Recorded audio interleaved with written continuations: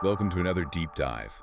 This time, we're going way back to the book of First Kings. You guys ready for this? Oh, absolutely. It's going to be a wild ride for sure, filled with ancient power struggles, divine showdowns, and yeah, some questionable choices made by those in charge. Definitely. But here's the thing. We're not just going to retell the stories. We're going to really dig deep into the historical details and uncover those surprising facts that make Worst Kings so much more than just an old book, you know? Exactly. And what's fascinating to think about is that the book we call Worst Kings was actually originally part of a much larger text. Really? Yeah. In the Hebrew Bible, it was combined with Samuel and Kings. It gives us a much broader perspective on the history of Israel as a whole. Wow, so we're talking a pretty massive chunk of history here. And you're telling me the author of First Kings didn't just, like, make all this stuff up? No, not at all. They had some pretty reliable sources. Like what? Ancient chronicles, royal diaries, even firsthand accounts from those schools of prophets. Wow, that's incredible. So it's like having access to like a treasure trove of primary sources. It's like getting a glimpse into that world, you Yeah. know? That's amazing. So are we talking like backstage pass to one of the most dramatic periods in biblical history? Oh, absolutely. We're talking about the period from King David's death all the way to the fall of Jerusalem. Wow, that's intense. So much happens in between those events. We see the rise and fall of kings, the consequences of wisdom, and let's say not so wise decisions. And that constant back and forth between human choices and divine intervention, it's a theme that runs through the whole book. Yeah, for sure. And of course, those prophets always seem to show up at just the right time, usually with some pretty intense messages, right? So for sure. Yeah. And speaking of intense, we can't talk about First Kings without mentioning King Solomon, can we? Definitely not. The son of David, famous for his legendary wisdom. Legendary is right. Remember how he settled that dispute between the two women? Oh, you mean the whole split the baby in half situation? Yeah, exactly. Talk about conflict resolution skills. It's definitely a story that sticks with you. But you know, what I find so fascinating about Solomon is that he wasn't just this wise sage, he was also like a master builder. I mean, his temple in Jerusalem, that was a serious undertaking, right? Well, absolutely. It was an incredible project. Took 7 years to build, and the detail. Astounding.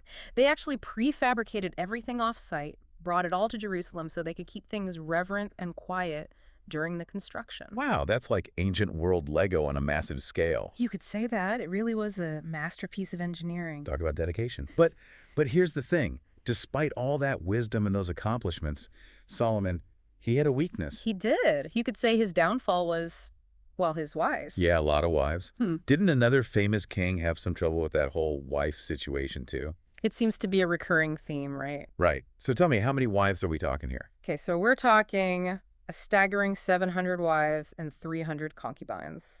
Okay, wow, that's a lot of birthdays to remember. But seriously, what was the big deal with all those wives? Was it just like some ancient reality show? No, it was much more than that.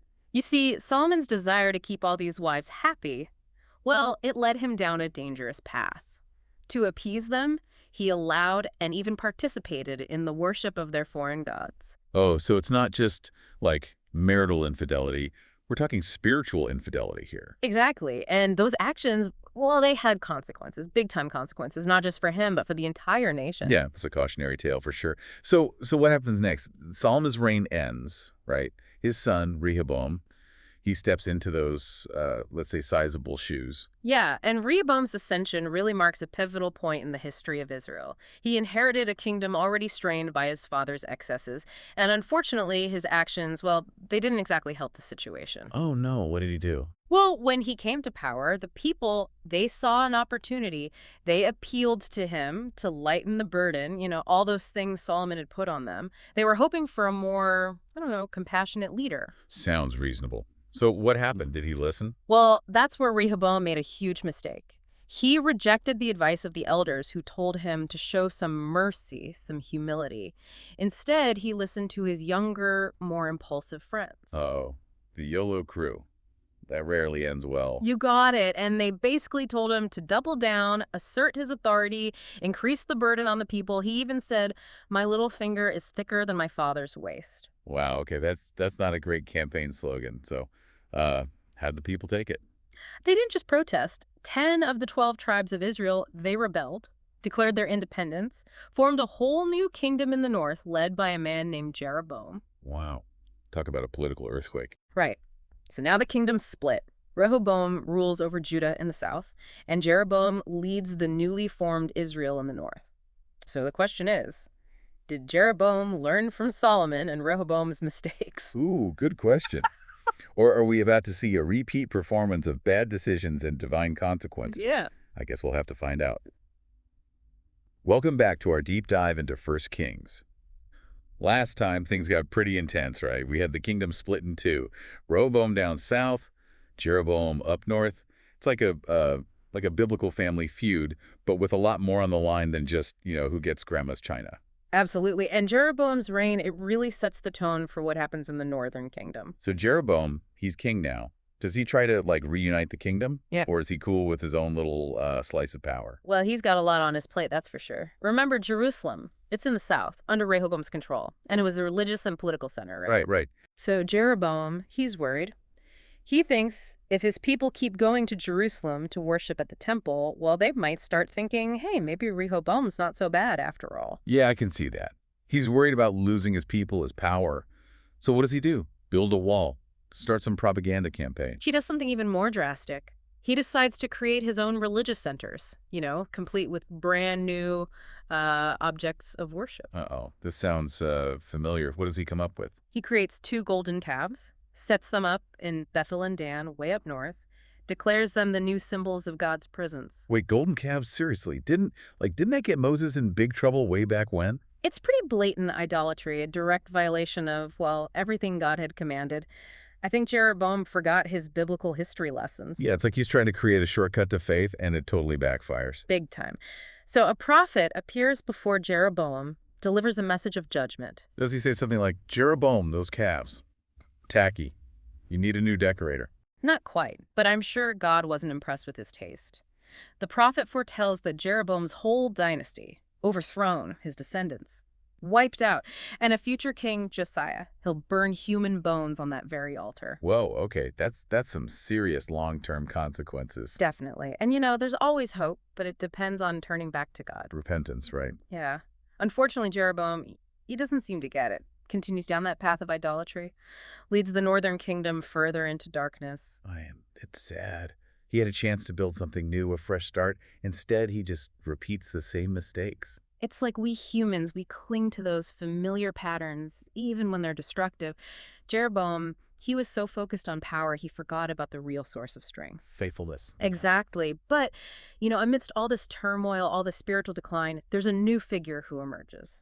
Someone who's going to challenge the status quo, What? remind everyone of God's power. Wait, you're talking about Elijah, right? The prophet who's like, boom, fire from the sky, takes on everyone. That's the one, Elijah. He's a force to be reckoned with.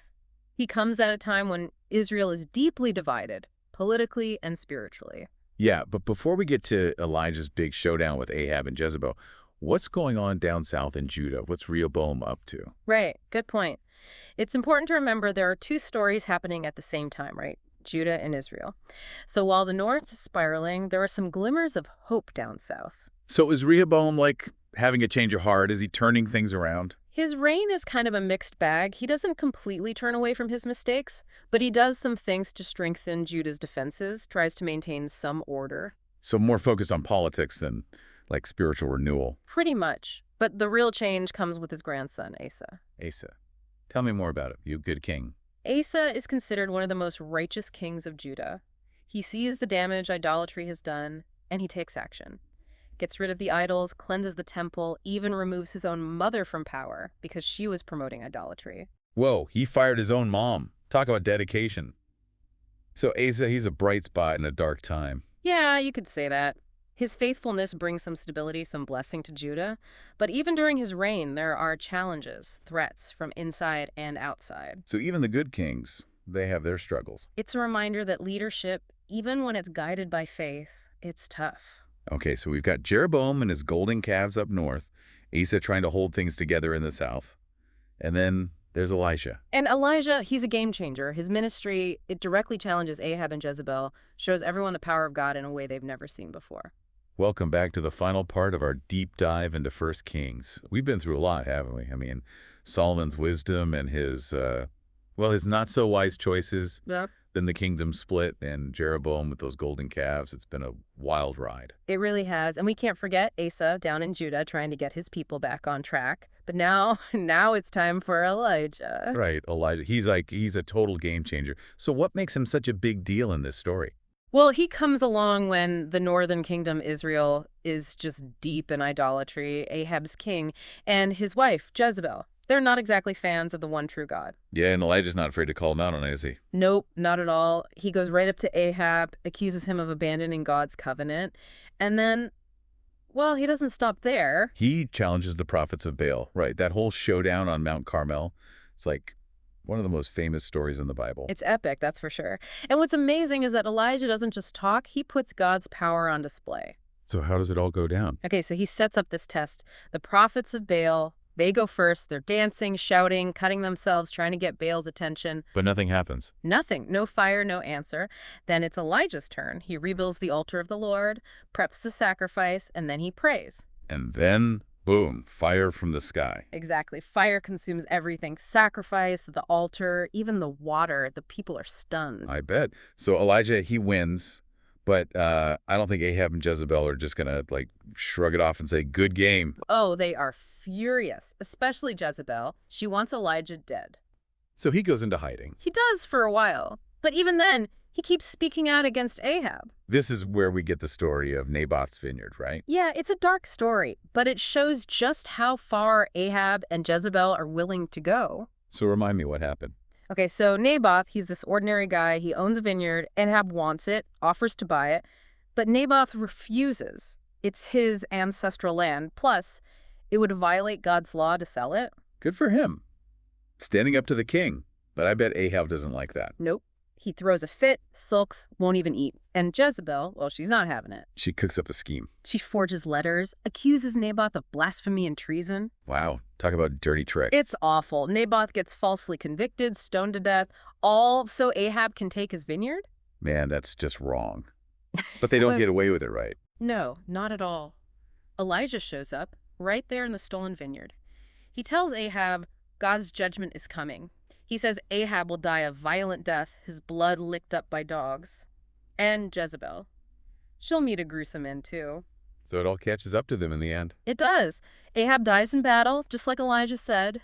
And Jezebel, thrown from a window, trampled by horses, her body left for the dogs. It's a harsh reminder that actions have consequences, even for kings and queens. Nobody's above God's justice. Exactly. And that's a big takeaway from 1 Kings, isn't it?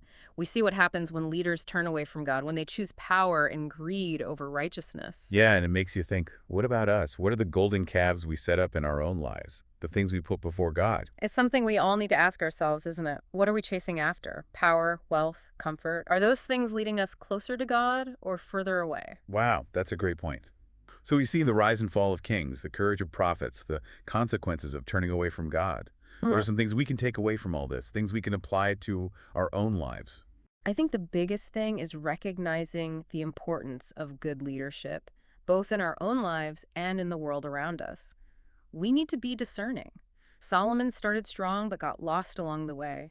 Asa stayed faithful even when things were tough. We need to choose leaders who are guided by righteousness, not just by their own ambitions. Yeah, absolutely. And we need to look at our own hearts too, right? Are we following God wholeheartedly, or are we letting other things get in the way? Those are great questions to think about. 1 Kings, it's a challenge to all of us. It reminds us that God is sovereign, that our choices matter, and that even in the midst of all the messiness of human history, there's always hope for those who turn back to him. Well said. We've covered a lot of ground in this deep dive into 1 Kings, but there's always more to discover. Keep exploring, keep digging deeper into God's Word, and you'll be amazed at what you find. Thanks for joining us.